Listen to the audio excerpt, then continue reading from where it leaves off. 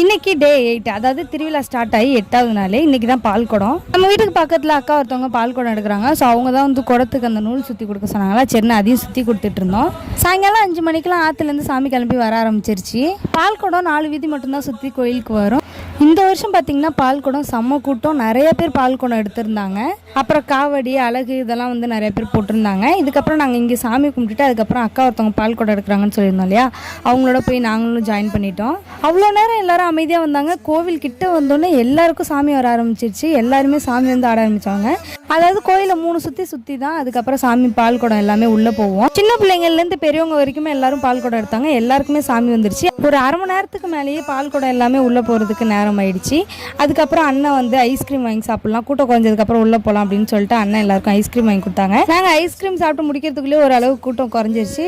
இதோட கண்டினியூ அடுத்த பாட்டில் போடுறேன். டாடா பை, நெக்ஸ்ட் வீடியோவில் பார்க்கலாம்.